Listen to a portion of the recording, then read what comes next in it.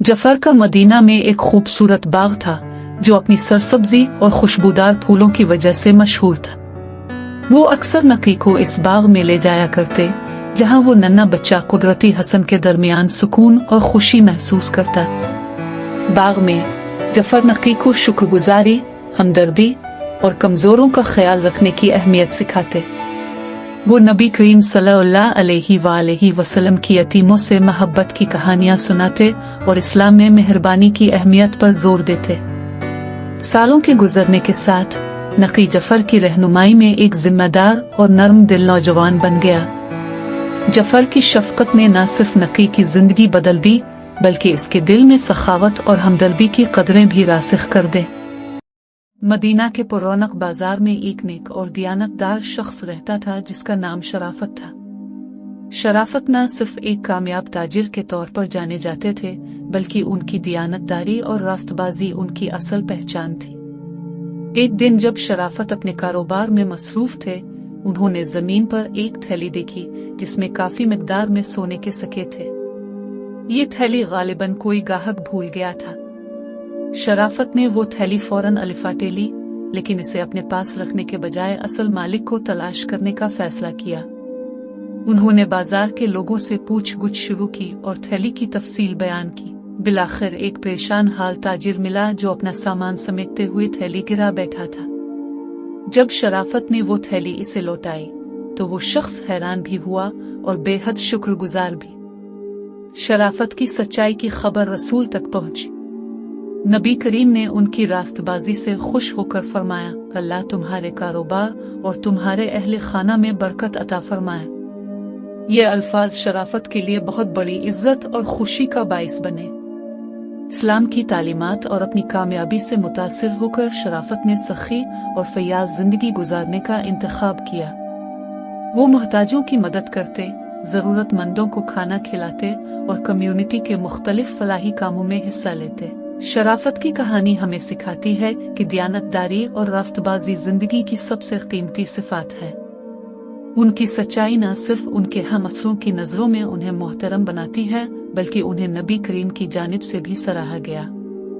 ये वाकया हमें ये सबक देता है कि असल कामयाबी सिर्फ दौलत में नहीं बल्कि एक सच्चे, ईमानदार और बाकिरदार इंसान बनने में है। शराफत का किरदार आज भी हमें नेकी, सदाकत और अखलाक की अजमत की याद दिलाता है।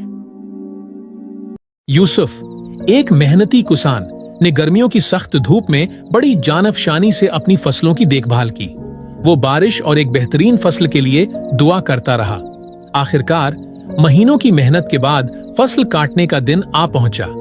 खेतों में हर तरफ पकने वाले फल और सब्जियां भरपूर मिकदार में मौजूद थीं। यूसुफ का दिल शुक्रगुजारी से भर गया।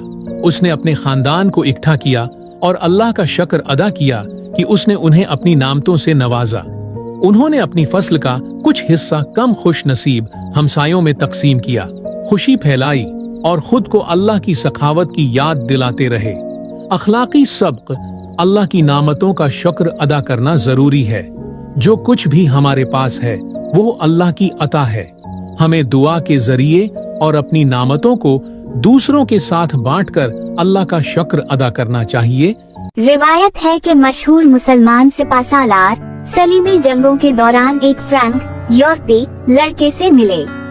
ये लड़का एक सिपाही के हाथ लगा जो उसे सलाउद्दीन ऐवबी के कैंप में ले आया। ये लड़का शदीद खौफजदा था क्योंकि वो दुश्मन के लश्कर से ताल्लुक रखता था और उसे मालूम न था कि कैद होने के बाद इसका क्या अंजाम होगा। मगर सलाउद्दीन ने उसे हैरत में डाल दिया। न तो इन्होंने अपने सिपाहियों को उसे कत्ल करने का हुक्म दिया और न ही कैद करने का, बल्कि इन्होंने सिपाही को हुक्म दिया कि लड़के को तसल्ली दे और उससे दोस्ती करे। सलाउद्दीन ने उसे दुश्मन नहीं समझा बल्कि एक ऐसा इंसान समझा जिसके अंदर भी वही इंसानियत थी जो खुद उनके अंदर मौजूद थी। छोटा अहमद अपने खानदान के साथ एक सहराई गांव में रहता था। एक दिन जब वो अपने वालिद की मदद करते हुए ऊँटों की देखभाल कर रहा था तो वो कुछ ज्यादा ही दूर निकल गया। जब उसने मुड़कर देखा तो इसका ऊँट गायब था। सूरज गुरूब होने लगा और अहमद पर घबराहट तारी हो गई। वो अकेला और बेबस महसूस कर रहा था। तभी उसे अपने दादा की सुनाई हुई कहानियां याद आईं जो दुआ की ताकत के बारे में होती थीं। वो रेत पर घुटने टेक कर अल्लाह से रहनुमाई के लिए सच्चे दिल से दुआ करने लगा। जैसे ही उसने दुआ मुकम्मल की, इसे दूर एक जानी पहचानी शबीहा नजर आई, इसका खोया हुआ ऊंट। अहमद फौरन अपने खानदान के पास वापस पहुंचा, दिल में शक्र और सुकून लिए हुए। अखलाकी सबक: अल्लाह की रहनुमाई पर भरोसा रखें। जब मुश्किलात का सामना हो तो दुआ सुकून फराहम करती है और गैर मुतवक्के हल की राह दिखा सकती है।